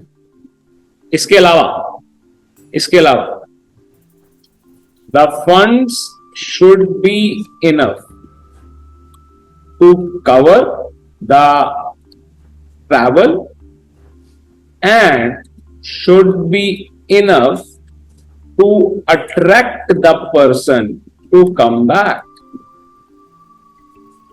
समझिए, वीजा अप्लाई कर रहे हैं स्विट्जरलैंड का या कनाडा का या ऑस्ट्रेलिया का, ठीक है, और दिखा रहे हैं कि भाई हमारा जो ट्रिप है 6 दिन का ट्रिप है, 4 लाख चाहिए हैं, 4.5 लाख हैं, वो तो सीधा कह रहे हैं कि भाई इतने पैसे होने चाहिए कि आप जब वापस आओ, अगर आपकी नौकरी जा चुकी हो या आपको अर्निंग करने में दिक्कत आए तो भी आपको हार्डशिप ना फेस करनी पड़े। तो जितने पैसे रियलिटी में खर्च करने हैं या होने हैं उससे डबल दिखाओगे तो वीजा फाइनेंशियल्स की वजह से रिफ्यूज नहीं होगा, ठीक है। 0 फाइनेंशियल्स के ऊपर भी वीजा लग जाता है, ये भी मैं आपको बता दूं। कोई अगर आईटीआर फाइल कर रहा है, निल आईटीआर फाइल कर रहा है पर टैक्स पे करता है निल। बोलो बोलो बोलो। ਅੱਛਾ ਸਰ, ਕੁਐਸਚਨ ਇਹ ਹੈ ਕਿ ਮੈਂ ਇਨਕਮ ਟੈਕਸ ਦੇ ਕੰਮ ਕਰਦਾ ਆਲਰੇਡੀ, ਤੇ ਲੋਕ ਆਉਂਦੇ ਆ ਸਾਡੇ ਕੋਲ ਕਿ ਅਸੀਂ ਵੀਜ਼ੇ ਲਈ ਅਪਲਾਈ ਕਰਨਾ, ਪਹਿਲੋਂ ਉਹਨਾਂ ਨੇ ਕੀਤਾ ਹੁੰਦਾ ਵਾ, ਸਬਮਿਟ ਕਰਵਾਈ ਹੁੰਦੀ ਰਿਟਰਨ, ਜਿਸ ਤਰ੍ਹਾਂ 2022 ਦੀ ਆ, 23 ਦੀ। ਹੁਣ 23 ਦੇ ਵਿੱਚ ਸਾਡੇ ਕੋਲ ਆ, 22 ਦੇ ਵਿੱਚ ਉਹਨਾਂ ਨੇ ਕੀਤੀ ਹੁੰਦੀ ਆ, ਤਕਰੀਬਨ 4 ਲੱਖ ਐਗਜ਼ੈਂਪਟ ਆ ਸਾਡੇ ਇੱਥੇ ਬਿਜ਼ਨਸ ਵਾਸਤੇ 2022 ਚ। ਇਸ ਸਾਲ ਇਹਨਾਂ ਨੇ 2023 ਦੇ ਵਿੱਚ 6 ਲੱਖ ਐਗਜ਼ੈਂਪਟ ਕੀਤੀ ਆ। ਹੁਣ ਉਹ ਵੀਜ਼ੇ ਵਾਸਤੇ ਅਪਲਾਈ ਕਰਨਾ ਹੁੰਦਾ, ਉਹ ਕਹਿੰਦੇ ਹੁੰਦੇ ਕਿ ਜਨਾਬ ਸਾਨੂੰ ਨਾ 12 ਲੱਖ ਇਨਕਮ ਸ਼ੋ ਕਰਾ ਦਿਓ, ਰਿਵਾਈਜ਼ ਕਰਕੇ ਕਰ ਦਿਓ, ਪਿਛਲੇ ਸਾਲ ਦੀ ਵੀ ਕਰ ਦਿਓ। ਕਿਆ ਇਸ ਚੀਜ਼ ਦਾ ਕੋਈ ਫਰਕ ਪੈਂਦਾ ਹੈ ਵੀਜ਼ਾ ਅਪਲਾਈ ਦੇ ਵਿੱਚ ਜਾਂ ਨਹੀਂ ਪੈਂਦਾ? ਅਗਰ ਜੇ ਤੁਸੀਂ ਰਿਵਾਈਜ਼ ਕਰਕੇ ਜਿਹੜਾ ਅਸੀਂ ਜ਼ਿਆਦਾ ਟੈਕਸ ਪੇ ਕਰ ਰਹੇ ਹੈਗੇ ਹੋ ਤਾਂ ਇਨਕਮ ਜ਼ਿਆਦਾ ਦਿਖਾਣ ਰਹੇ ਹੋ, ਤੁਹਾਨੂੰ ਫਿਰ ਕੋਈ ਰੀਜ਼ਨ ਵੀ ਦੇਣਾ ਪੈਣਾ ਹੈ ਕਿ ਕਿੱਦਾਂ ਇਹਨਾਂ ਦੀ ਇਨਕਮ ਸਿੱਧਾ ਡਬਲ ਹੋ ਗਈ ਹੈਗੀ। ਅਗਰ ਜੇ ਮੈਂ ਨੌਕਰੀ ਕਰ ਰਿਹਾ, ਅੱਜ ਵੀ ਮੈਂ ਉਹੀ ਕੰਪਨੀ 'ਚ ਨੌਕਰੀ ਕਰ ਰਿਹਾ ਹੈਗਾ, ਤਾਂ ਫਿਰ ਮੈਂ ਇਹ ਵੀ ਤਾਂ ਵਿਖਾਵਾਂਗਾ ਕਿ ਅੱਜ ਮੈਂ ਇੱਕ ਦੁਕਾਨ ਵੀ ਖੋਲੀ ਹੈਗੀ, ਮੈਂ ਇਹ ਕੰਮ ਵੀ ਕਰ ਰਿਹਾ, ਤਾਂ ਕਰਕੇ ਮੇਰੀ ਇਨਕਮ ਵੱਧ ਗਈ ਹੈ, ਠੀਕ ਹੈ। ਫਰਕ ਪੈਂਦਾ ਹੈ। ਅਗਰ ਜੇ ਇਨਕਮ ਟੈਕਸ ਵਾਧੂ ਹੈਗੀ ਤਾਂ ਫਿਰ ਤੁਹਾਨੂੰ ਵੀਜ਼ਾ ਮਿਲਣ ਦੇ ਚਾਂਸ ਜ਼ਿਆਦਾ ਹੈਗੇ ਨੇ, ਠੀਕ ਹੈ, ਫਰਕ ਪੈਂਦਾ ਹੈ। ਤੇ ਰਿਵਾਈਜ਼ ਤਾਂ ਕਰਕੇ ਕਰਾਈ, ਠੀਕ ਹੈ, ਕੋਈ ਦਿੱਕਤ ਨਹੀਂ ਹੈਗੀ ਰਿਵਾਈਜ਼ ਕਰਨ ਚ, ਕਰਨੀ ਚਾਹੀਦੀ ਹੈ। ਤੇ ਤਾਂ ਕਰਕੇ ਫਿਰ ਸਟੇਟਮੈਂਟ ਨੂੰ ਵੀ ਉਸੇ ਤਰ੍ਹਾਂ ਤਰੀਕੇ ਨਾਲ ਤੁਸੀਂ ਰਿਵਾਈਜ਼ ਕਰਨਾ ਹੈ। ਅੱਛਾ ਸਰ, ਇਹਦੇ ਵਿੱਚ ਇੱਕ ਇਹ ਹੈ ਕਿ ਪਹਿਲੋਂ ਅਕਸਰ ਹੁੰਦੇ ਆ ਕਸਟਮਰ ਏਦਾਂ ਕਿ ਉਹਨਾਂ ਦੇ ਪਹਿਲੋਂ ਕੈਸ਼ ਇਨ ਹੈਂਡ ਜਾਂ ਬੈਂਕ ਦੇ ਅਕਾਊਂਟ ਦੇ ਵਿੱਚ ਹੁੰਦਾ ਵਾ 10 ਜਾਂ 12 ਲੱਖ ਰੁਪਏ, ਲੇਕਿਨ ਉਹ ਕਹਿੰਦੇ ਆ ਕਿ ਜਿਹੜਾ ਸ਼ੋਅ ਸਾਡਾ 1.5 ਕਰੋੜ ਕਰਾ ਦਿਓ ਜਾਂ 2 ਕਰੋੜ ਕਰਾ ਦਿਓ, ਉਹਦਾ ਕੋਈ ਇਹਦੇ ਵਿੱਚ ਵੀਜ਼ਾ ਅਪਲਾਈ ਚ ਬਣਦਾ ਪ੍ਰੋਬਲਮ ਬਾਅਦ ਦੇ ਵਿੱਚ? ਉਹੀ ਗੱਲ ਹੋ ਗਈ ਨਾ, ਫਿਰ ਤੁਹਾਡਾ ਮਿਸਮੈਚ ਹੋ ਰਿਹਾ। ਅਕਾਊਂਟ ਵਿੱਚ ਤੁਸੀਂ 1.5 ਕਰੋੜ ਹੈਗੇ ਨੇ ਪਰ ਤੁਸੀਂ ਟੈਕਸ ਕਦੀ ਪੇ ਕੀਤਾ ਨਹੀਂ, ਕੋਈ ਰੀਜ਼ਨ ਤੁਹਾਨੂੰ ਨਜ਼ਰ ਨਹੀਂ ਆ ਰਿਹਾ ਕਿ ਕਿੱਦਾਂ ਆ ਗਏ ਉਹ ਪੈ, ਠੀਕ ਹੈ। ਚਲੋ ਫਿਰ ਵੀ ਅਗਰ ਜੇ ਤੁਸੀਂ ਦਿਖਾ ਰਹੇ ਹੈਗੇ, ਠੀਕ ਹੈ, ਤਾਂ ਫਿਰ ਦਿਖਾਈਏ ਕਿਵੇਂ, ਠੀਕ ਹੈ, ਕਿ ਰਾਹ ਕੀ ਹੈਗਾ ਦਿਖਾਣ ਦਾ। ਤੇ ਰਾਹ ਤੇ ਸਿੱਧਾ ਜਿਹਾ ਹੈਗਾ, ਜਿਹੜਾ ਅਕਾਊਂਟੈਂਟ ਹੈਗਾ, ਜਿਹੜੇ ਬੈਂਕ ਵਾਲੇ ਹੈਗੇ ਨੇ, ਉਹ ਆਪਣੇ 4% ਲੈਂਦੇ ਨੇ ਤੇ ਉਹ ਰਿਐਲਿਟੀ 'ਚ ਅਮਾਉਂਟ ਦਿਖਾ ਰਹੇ ਨੇ। ਜੀ ਜੀ, ਉਹ ਮੈਨੇਜਰ ਦਾ ਨਾਲ ਜਿਹੜਾ ਐਗਜ਼ੀਕਿਊਟਿਵ ਹੈਗਾ ਉਹਦੇ ਨਾਲ ਸੈਟਿੰਗ ਕਰੀ ਦੀ ਹੈ ਤੇ ਕੰਮ ਚੱਲ ਰਿਹਾ ਹੈ, ਠੀਕ ਹੈ। ਅਗਰ ਜੇ ਜ਼ਿਆਦਾ ਪੈਸਾ ਦਿਖਾ ਰਹੇ ਹੈਗੇ ਤਾਂ ਰੀਜ਼ਨ ਵੀ ਦਿਖਾਓ ਕਿ ਪੈਸਾ ਆਇਆ ਕਿੱਦਾਂ ਹੈਗਾ, ਸਹੀ ਹੈ, ਤੁਹਾਨੂੰ ਕੋਈ ਦਿੱਕਤ ਨਹੀਂ ਆਣੀ। ਜ਼ਿਆਦਾ ਪੈਸਾ ਦਿਖਾਉਣ ਦਾ ਫਾਇਦਾ ਹੀ ਹੈਗਾ, ਨੁਕਸਾਨ ਨਹੀਂ ਹੈ। ਸਹੀ ਹੈ। ਪੁੱਛੋ ਜੀਵਨ ਜੋਤ ਕਿਆ ਸਵਾਲ? ਠੀਕ ਹੋ ਗਿਆ ਸਰ। ਜਿਹੜੇ ਫਾਰਮ 16 ਤੁਸੀਂ ਕਿਹਾ ਸੀ ਗਵਰਨਮੈਂਟ EMPLOYE ਵਾਸਤੇ, ਉਹ ਸਰ ਐਮਬੈਸੀ ਵੈਰੀਫਾਈ ਕਰਦੀ ਉਹਨਾਂ ਨੂੰ? ਉਹ ਸਿਰਫ ਗਵਰਨਮੈਂਟ EMPLOYE ਵਾਸਤੇ ਨਹੀਂ ਹੈਗਾ, ਉਹ ਜਿੰਨੇ ਵੀ ਨੌਕਰੀ ਕਰ ਰਹੇ ਹੈਗੇ ਨੇ, ਜਿਨ੍ਹਾਂ ਦੀ ਕੰਪਨੀ, ਜ਼ਰੂਰੀ ਨਹੀਂ ਹੈ ਕਿ ਹਰ ਕੰਪਨੀ ਜਿਹੜੀ ਹੈ ਉਹੀ ਉਹਨਾਂ ਦਾ ਟੈਕਸ ਪੇ ਕਰ ਰਹੀ ਹੋਵੇ। ਕਈ ਹੈਗੇ ਨੇ ਜਿਹੜੇ ਪ੍ਰਾਈਵੇਟ ਨੌਕਰੀਆਂ ਕਰ ਰਹੇ ਨੇ ਤੇ ITR ਖੁਦ ਹੀ ਫਾਈਲ ਕਰਦੇ ਨੇ, ਉਹਨਾਂ ਦੇ ਕੋਲ ਵੀ ITR ਹੀ ਹੋਣੀ ਹੈਗੀ। ਪਰ ਕਈ ਪ੍ਰਾਈਵੇਟ ਕਰ ਰਹੇ ਨੇ ਤਾਂ ਉਹਨਾਂ ਦੀ ਕੰਪਨੀ ਪੇ ਕਰ ਰਹੀ ਹੈਗੀ, ਉਹਨਾਂ ਦੇ ਕੋਲ ਫਾਰਮ 16 ਹੁੰਦਾ ਹੈਗਾ। ਹੁਣ ਪੁੱਛੋ ਕੀ ਸਵਾਲ ਸੀਗਾ? सर उन्होंने वेरीफाई कर दिए एम्बेसी?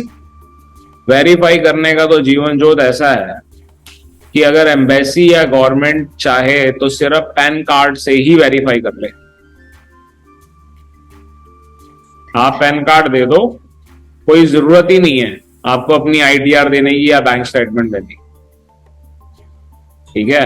और अब आप ये सोचो कि एक कंट्री की एम्बेसी अगर इंडिया ने अपनी कंट्री में खोली हुई है या पाकिस्तान ने अपनी कंट्री में खोली हुई है, तो वो उनको ये राइट भी तो देती होगी।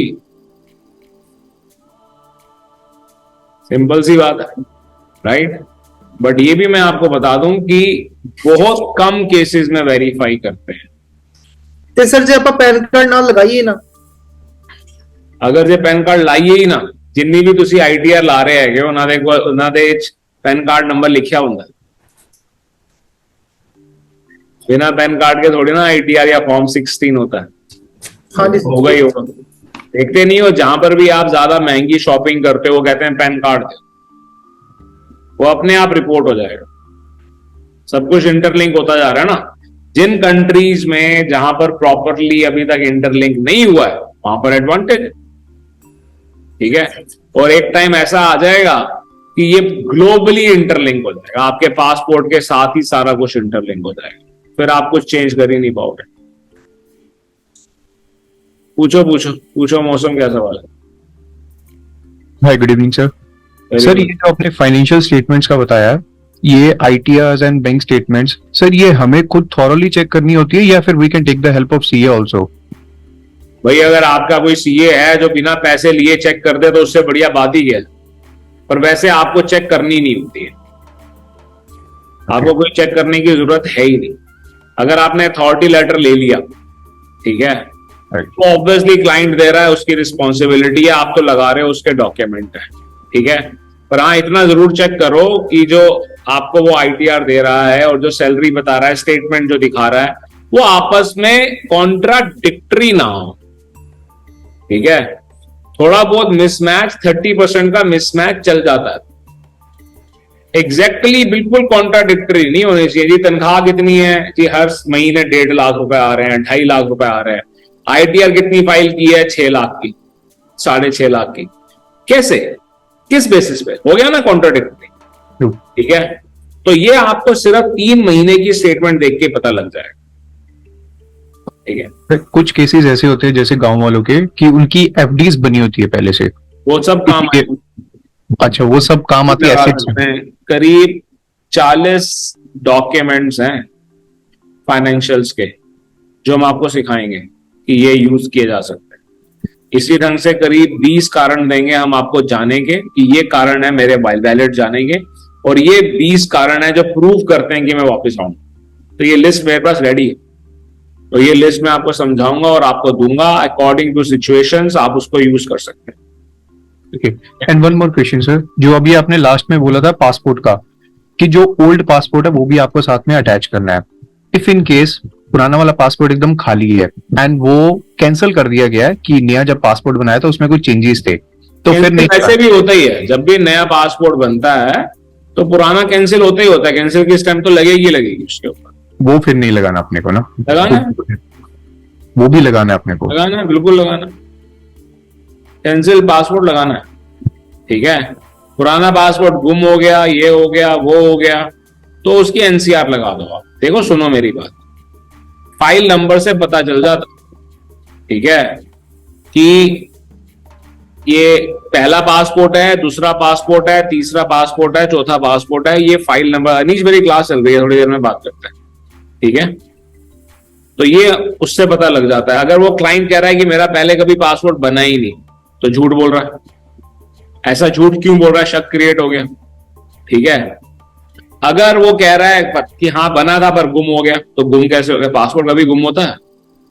अगर जो किसी की बीवी छुपा दे या जला दे बात अलग है अदरवाइज पासपोर्ट कभी गुम होता है?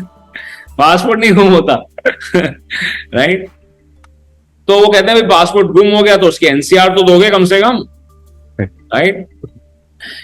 यूएसए का वीजा लगा हुआ पासपोर्ट आज भी 20 लाख रुपए का बिकता है। किसी के पास यूएसए का वीजा है, मेरे पास है, पासपोर्ट भेजा जा सकता है। ये गलत काम है, करने नहीं चाहिए, ठीक है। तो बड़े सारे रीजन होते हैं इन सब चीजों में। पूछो पूछो जीवन ज्योति क्या सवाल है? सर मेरे पास ना ऐसे क्लाइंट किसी का फोन आया था, तो वो कहता था कि हमें यूएसए का पासपोर्ट तो किसी के पास है तो दो हम उसका 35 लाख दे देंगे आप। आपको? बताओ, देखो मैंने 20 लाख बोला, 35 लाख के लिए तैयार है।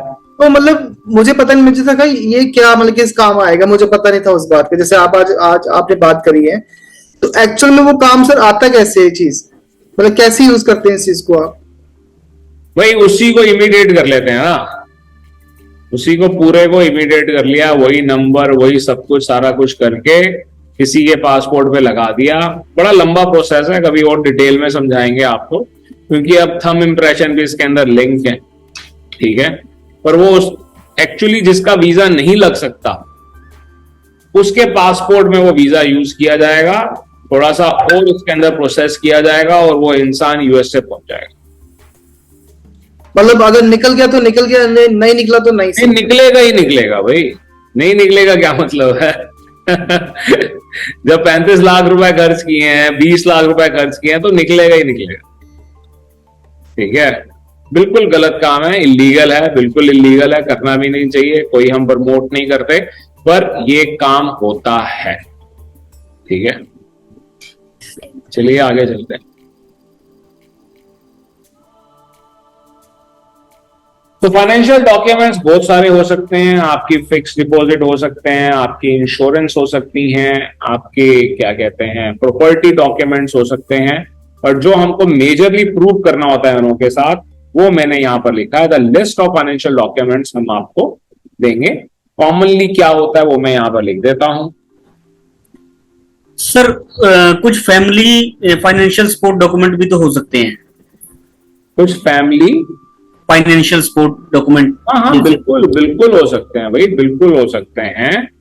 मेरी उम्र 45 साल है, मैं कुछ नहीं करता, सिर्फ पढ़ाता हूँ, कोई पैसे नहीं कमाता, और मैं अपने भाई के अपने पिताजी के फाइनेंशियल्स दिखा देता हूँ, तो भी चल सकता है। ऐसा नहीं है कि नहीं चलेगा, चाहे मेरी उम्र जो भी हो, पर फिर उसका ठीक ठाक लंबा सा प्रोसेस भी करना पड़ेगा, ठीक है। बिल्कुल हो सकते हैं, ठीक है।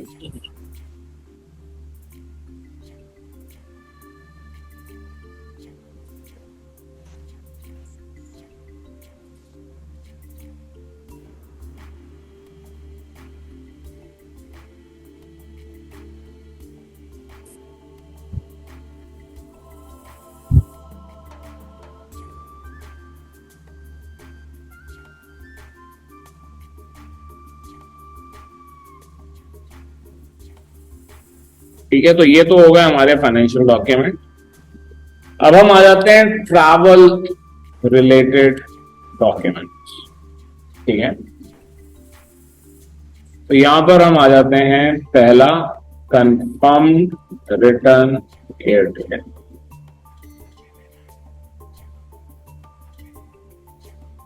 दूसरा कंफर्म्ड अकोमोडेशन टू एक ट्रैवल एजेंट, जो सच का ट्रैवल एजेंट है, ठीक है। अगर मैं ज्योति जी से कहूंगा कि आप बना दो तो वो बना देंगी, चाहे पैसे लगे या ना लगे। बना लोगे ज्योति कंफर्म रिटर्न एयर टिकट बिना पैसे खर्च किए? हाँ ज्योति। सर अभी तो मेरे पास पोर्टल्स है जैसे टीवी और रिया, तो उसके थ्रू रिफंडेबल बेसिस पे हम करके देते हैं। गैलीलियो के ऊपर या मेडियस के ऊपर काम किया है? नहीं, मैंने नहीं शुरू किया अभी उसके ऊपर। देखो मौसम नहीं किया, मैं इस मौसम हाथ रेस कर रहा सर मैंने आपकी वीडियोस देखी, तो वो और उसके टाइप की मैंने और भी वीडियोस देखी, तो जैसा जैसे हम डॉस में किया करते थे कमांड बेसिस, ऐसा ही सॉफ्टवेयर है वो, मैंने काफी कमांड उसकी सीखी है। Very good. तो मौसम बना सकते हैं ना बिना पैसे खर्च किए टिकट? सर टिकट्स बना सकते हैं, इवन होटल्स की बुकिंग वगैरह भी कर सकते हैं, हम उसको कैंसिल भी कर सकते हैं फिर वहां पे, और कोई खर्चा नहीं होता, ठीक है। खर्चा नहीं होता सर।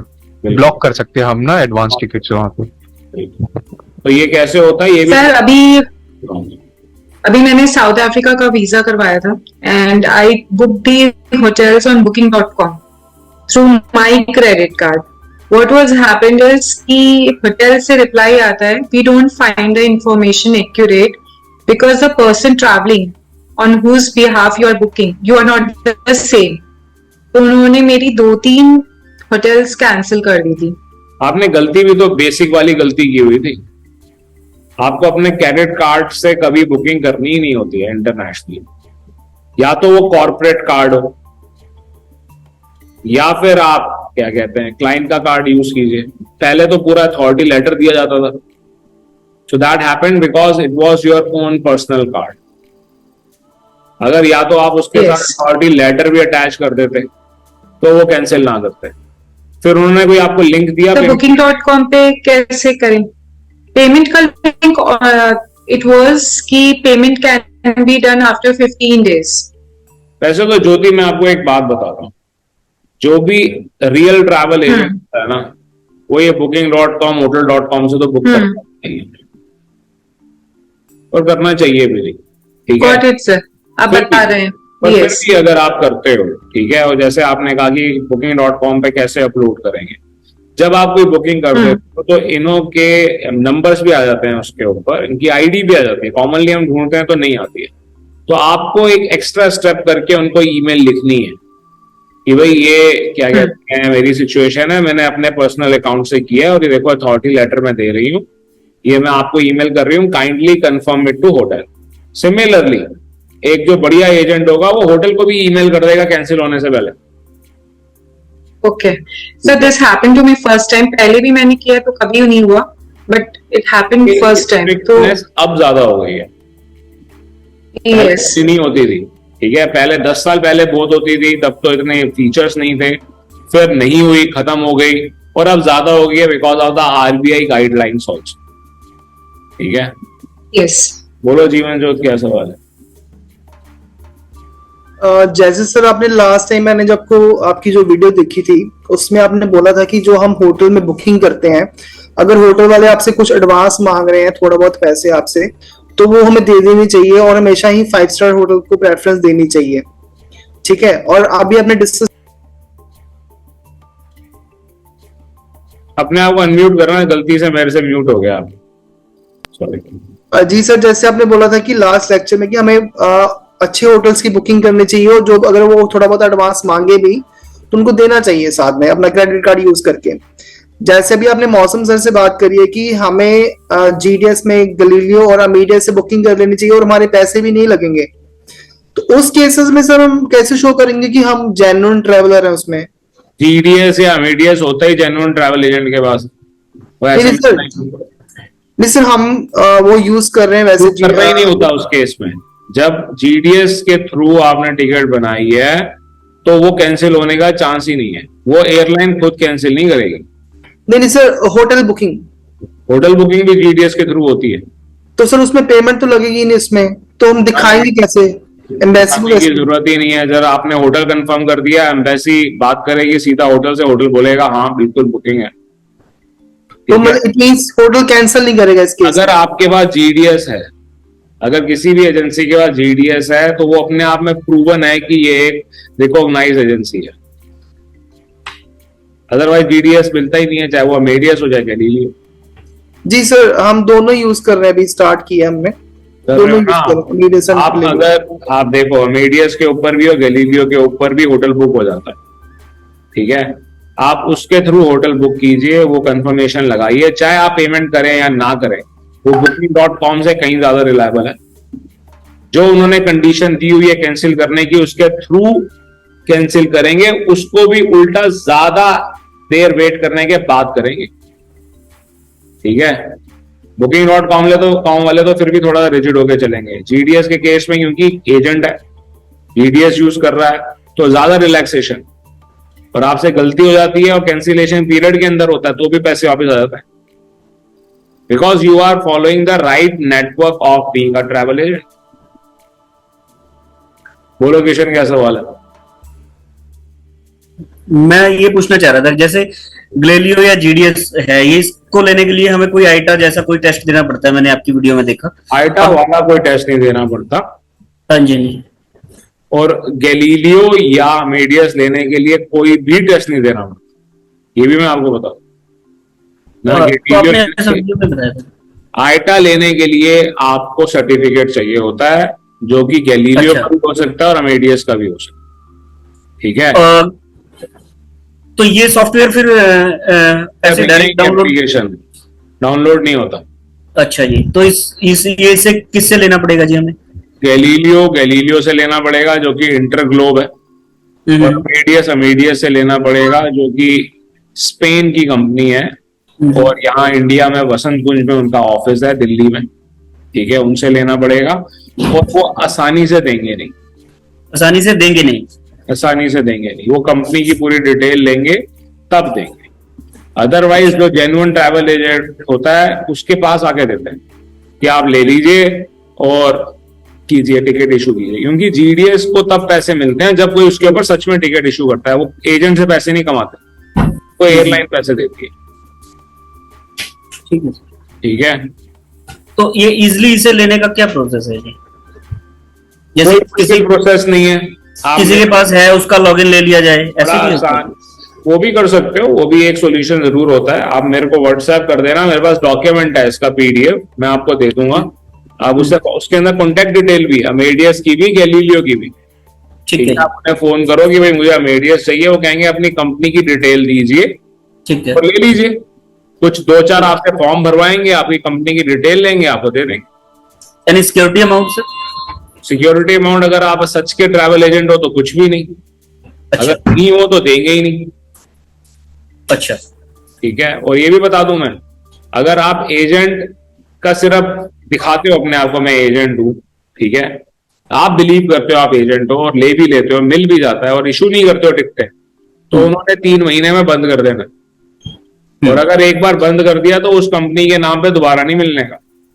वो तो उनकी टारगेट टिकटें ही होंगी भी, इतना कोई टारगेट नहीं होता, अच्छा। कोई टारगेट नहीं होता, बट रियलिटी में आपके यूज से उनको देखो, समझो इस बात को, जीडीएस और अमेडियस दोनों के दोनों इतने पावरफुल टूल हैं। आप एक एयरलाइन की जो टिकट 6 लाख रुपए की है उसको होल्ड करके आप 12 लाख का कर देते हो। हाँ जी, वो तो मैंने देखा उसमें। ठीक है, और फिर उसको आप बेच भी देते हो 11 लाख में। क्लाइंट को दिखाई देती है 12 लाख की, 11 लाख की बेच देते हो, 5 लाख रुपए कमा भी लेते हो। ठीक है, तो अमेडियस या गैलीलियो पे जिस पे भी आप ये कर रहे हो, तो एयरलाइन कहती है कि देखो आपके सिस्टम का ये ब्रीच है कि हमारे साथ ऐसा होता है, इसीलिए वो गलत इंसान को देना ही नहीं चाहते। जब तक उनको बिलीव नहीं होता तब तक वो देते नहीं। ठीक है, पर फिर भी मिल जाता है, ऐसा नहीं है कि नहीं मिलता, और मिल जाएगा तो फिर वो आप जो भी कर रहे हो उसके ऊपर वो उसको ट्रैक कर सकते हैं। ठीक है, अगर उनको लगता है कि आप मिसयूज कर सकते हो तो वो ब्लॉक कर देंगे। ब्लॉक गैलीलियो क्या करता है, गैलीलियो कितने फीचर्स तो खोलता ही नहीं है। चाहिए ये लो, ले लो, ले लिया, फीचर्स ही नहीं खोलेगा, आप भी खुश वो भी खुश, और आप कुछ कर भी नहीं पा रहे। समझे? ठीक है, आगे चलो।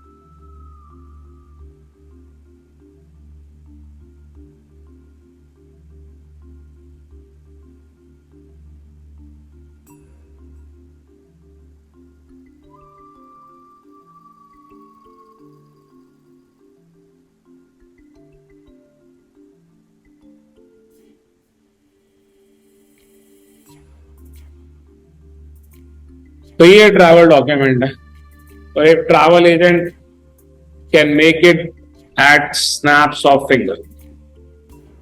It's as easy for a travel agent. एक ट्रैवल एजेंट के लिए ये सब कुछ बनाना कुछ भी मुश्किल नहीं है, बड़े आराम से वो बना सकते। ठीक है, फिर हम आ जाते हैं आपके मिसलेनियस, जो कि इतने कोई इंपॉर्टेंट नहीं होते हमारे लिए।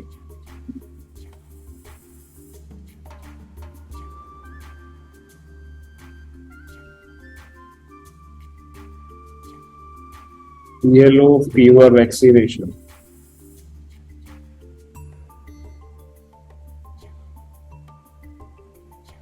पोलियो, HIV वैक्सीनेशन,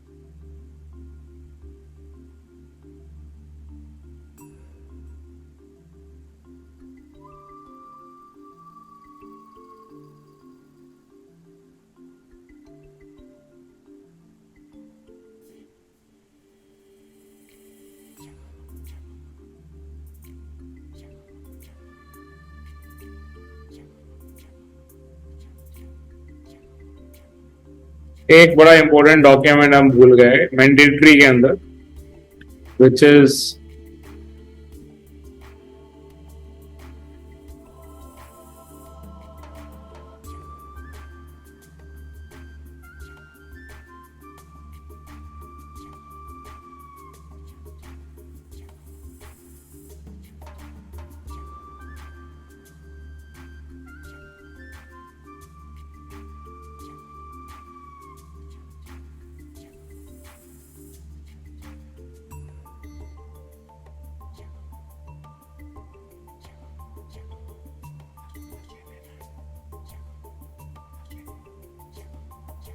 तो ये आपके मेजरली डॉक्यूमेंट्स हैं, ठीक है। यही जब हम स्टूडेंट वीजा की बात करेंगे, देन कंफर्मेशन ऑफ एडमिशन। यही जब हम वर्क परमिट की बात करेंगे तो या तो LMIA या फिर कंफर्मेशन ऑफ जॉब, ठीक है, अपॉइंटमेंट लेटर, ठीक है। तो कनाडा के केस में LMIA कैसे होती है ये भी करेंगे, राइट। कोई सवाल इससे पहले कि हम आज की क्लास कंक्लूड करें? सर जैसे आपने मिसलेनियस में एक आपने डॉक्यूमेंट की बात करी है, NOC from parents and spouse, वो किस केस में हम स्पाउस मतलब मांगेंगे? अगर मान लीजिए मेरे 6 बच्चे हैं और उसमें से मैं 2 बच्चों को, जो एक बच्चा मान लो 4 साल का है, एक 8 साल का है, उनको सिर्फ मैं अकेला लेके जा रहा हूं, साथ में मेरी स्पाउस नहीं जा रही है, तो NOC होना चाहिए मेरे पास। सर वो NOC किसके तरफ से मिलेगा? वाइफ देगी मेरी। ओके, आप सोचो ना, प्लेन पेपर पे सर? हाँ प्लेन पेपर के ऊपर। आप सोचो, गॉड फॉरबिड अगर किसी हस्बैंड वाइफ का झगड़ा हो जाए और वाइफ मान लो अनएजुकेटेड हो या हस्बैंड मान लो अनएजुकेटेड हो, वाइफ ट्रैवल कर सकती हो और बच्चों को ले जाए overseas, think that what kind of a damage it is. आप जिंदगी भर लड़ते रह जाओगे लीगली, बच्चे वो देखने नहीं मिलेंगे। इमिग्रेशन वाले NOC मांग लेते हैं। आपके पास USA का वीजा लगा हुआ है, आप अपने बच्चों को उठाया, आप चल पड़े, ठीक है, तो इमिग्रेशन वाले कहते हैं कि अच्छा NOC दिखाओ, लो जी, लड़की NOC दिखा देती है, लो वो भी खुद लिखा हुआ है। वो कहते हैं बात कराओ हस्बैंड से, बात भी मामा का लड़का कर लेता है कि हाँ जी मैं ही उसका पति बोल रहा हूं, ठीक है। तो वो कहते हैं अच्छा आप ये बता दो कि शादी कब हुई थी, पहले लेडी से पूछा हुआ है। अब इतना तैयार वो करा नहीं पाते, बच्चों से पूछ लेते हैं कि अच्छा बताओ पापा का क्या नाम है, ये वो पापा की आवाज है। तो ये बच्चों को, छोटे बच्चों को लेकर जाना इज वेरी सेंसिटिव मैटर, ठीक है। और अकेली अगर लड़कियां जाती हैं, मैरिड हैं, डिस्क्रिमिनेटरी बात है, पर फिर भी प्रोसेस बना हुआ है, NOC चाहिए हस्बैंड की। आदमी जा रहा है मैरिड अकेला, उसको नहीं चाहिए, बच्चे नहीं जा रहे ना, तो उसको NOC नहीं चाहिए वाइफ से, और लेडी को चाहिए। अनमैरिड है तो फादर से, गार्जियन से चाहिए। हाँ 35 साल से ऊपर हो जाती है तो कोई पूछता नहीं, ठीक है। सर एक डॉक्यूमेंट आपने बताया मॉर्गेज और बैंक गारंटी, ये क्या है? मॉर्गेज क्यों रखेंगे हम कोई चीज अपनी? मॉर्गेज अगर करेंगे तो एम्बेसी को करेंगे ना। अच्छा, कोई हमारी प्रॉपर्टी है वो एम्बेसी को मॉर्गेज कर दें? स्पेशल केस में होता है जब एम्बेसी, जब कोई और डॉक्यूमेंट काम नहीं करता, फाइनेंशियल्स नहीं है, तो हम खुद ही उसका प्रोसेस बना हुआ है, मॉर्गेज करते हैं कि भाई मेरा जाना जरूरी है कनाडा, मैं जाऊंगा और ये मैं आपके नाम मॉर्गेज कर सकता हूं, अगर मैं 6 महीने में वापस नहीं आता तो ये प्रॉपर्टी आपकी, बेच देना। पहले बहुत होता था, पहले तो USA के केस में बहुत होता था, लोगों ने 2-2 करोड़ 3-3 करोड़ की अपनी प्रॉपर्टी वगैरह लो भी लो, ले लो, दे देते और छोड़ देते थे कोई बात नहीं, राइट। जब पूरी की पूरी फैमिली चलेगी तो 2 करोड़ 3 करोड़ आएंगे, राइट। पर अब ऐसा नहीं है कि आप अपनी तरफ से मॉर्गेज बना दोगे, ठीक है, तो उसका प्रोसेस है, आगे बताएंगे। बैंक गारंटी बनाने के लिए भी ऐसा नहीं है कि अपने आप बना लोगे। एम्बेसी का बैंक अकाउंट है क्या आपके पास जो आप बैंक गारंटी बना लोगे? नहीं, तो बैंक गारंटी का प्रोसेस तो हमें पता है जी, हम लोग बैंक कॉलेज में बैंक गारंटीज देते हैं ना UGC को, तो वो डिटेल चाहिए ना। हाँ वो डिटेल चाहिए हमें सारी, तभी बैंक गारंटी होती है। लेटर जाता है, फिर बैंक में लेटर जाएगा, फिर वो वहां से पूरा हाँ, प्रोसेस लीगल वेटिंग होगी, सारा कुछ होगा। हाँ जी। सर वो बैंक गारंटी क्या कोलेटरल की बात कर रहे हैं? समझ नहीं आया मुझे। बैंक गारंटी का मतलब ये होता है कि आप कुछ अमाउंट, जैसे एम्बेसी ने कहा कि चलो आप 10 लाख की बैंक गारंटी दो, तो आप 10 लाख रुपए की एफडी कराते हो और उनके नाम के ऊपर वो क्या कहते हैं, ट्रांसफर नहीं होती है, पर हाँ हाँ जी। एक एग्रीमेंट सा बनता है कि अगर हमने 2 साल तक हम वापस नहीं आए या हमने ये कंडीशन पूरी नहीं की तो ये अमाउंट इनका हो जाएगा। तो जब वो हम कंडीशन पूरी कर लेते हैं तो उनसे फिर हमारे को लेटर लेना होता है कि हमने कंडीशन पूरी कर दी, वो पैसे वापस आ जाते हैं, और उस पीरियड के ऊपर जो इंटरेस्ट मिलता है वो प्राइमरी एप्लीकेंट का ही रहता है, उसका बेनिफिट उसको नहीं होता। ठीक है, चाहे आप वो सर हर जगह चेंज हो जाता है, वो रूल हर जगह चेंज हो जाता है इंटरेस्ट वाला। जैसे कि नेगोशिएट करो ना, यूजीसी नहीं लेता उसका इंटरेस्ट। यूजीसी नहीं लेता, लेकिन हरियाणा स्टेट बोर्ड है वो लेता है, वो इंटरेस्ट खुद ले लेता है। यूजीसी नहीं लेता है। चलिए अच्छी बात है, हरियाणा में इसलिए वैसा ही बोल है ना। ये स्पेशल है जी सर, है ऐसा। वो अपनी अपनी कंडीशन बनाई हुई है। सर एक बार लिस्ट खोल दीजिए मिसलेनियस वाले डॉक्यूमेंट में, लास्ट ये का पार्ट मैं देखा था। खोल देता हूँ और आप लोग मुझसे मांग सकते हैं, आप मुझे व्हाट्सएप कीजिएगा, ये लिस्ट मैं आप लोगों को भेज दूंगा। ठीक है। और सर आपने बोला था कि फाइनेंशियल के लिए 40 तरीके के डॉक्यूमेंट्स वो भी साथ में आ जाएंगे? नहीं नहीं, वो साथ में नहीं आएंगे, वो समझाऊंगा, मैं क्लास में करवाऊंगा तब।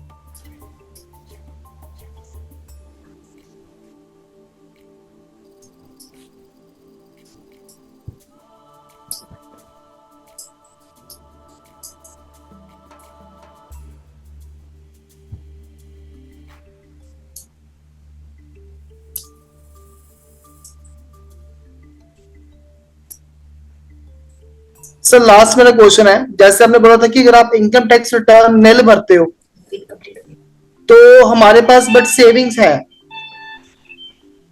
उस केसेस में कोई इश्यू तो नहीं रहेगा? बिकॉज हमने जब लास्ट टाइम ऑस्ट्रेलिया के वीजा अप्लाई करा था तो हमने इनकम टैक्स रिटर्न निल भरी थी, बट हमारे उसमें वीजा आए थे 3-3 साल के। बिल्कुल आते हैं, बिल्कुल आते हैं, कोई दिक्कत नहीं है, निल भरो, बिल्कुल भरो, जीएसटी भरो निल, जीएसटी भी लेके उसको भी मत भरो। ठीक है, मतलब जीएसटी आई नहीं, कितने एग्रीकल्चर के ऊपर जीएसटी नहीं है। ठीक है, पर अगर आप बीज सीड्स अमेजोन पे भर रहे हो, बेच रहे हो, दिखते हैं ना, ठीक है तो एग्रीकल्चर ही, तो उसके ऊपर लिस्ट ही नहीं हो सकता जब तक जीएसटी नहीं है। तो जीएसटी लिया जाता है, जीएसटी नंबर लेते हैं, उसके ऊपर लिस्ट करते हैं और उसके बाद बेचते भी हैं, पर जीएसटी पे नहीं करना होता क्योंकि जीएसटी है ही नहीं उसके ऊपर, उसका कोड बना हुआ। ठीक है, तो जैसे सर हमारे पास ऑस्ट्रेलिया के वीजा हो या किसी क्लाइंट के पास ऑस्ट्रेलिया के वीजा हो, लिस्ट ऑफ डॉक्यूमेंट्स प्रॉपर बने हो सारे के पास, है ना, 70% डॉक्यूमेंट्स बने हैं, राइट?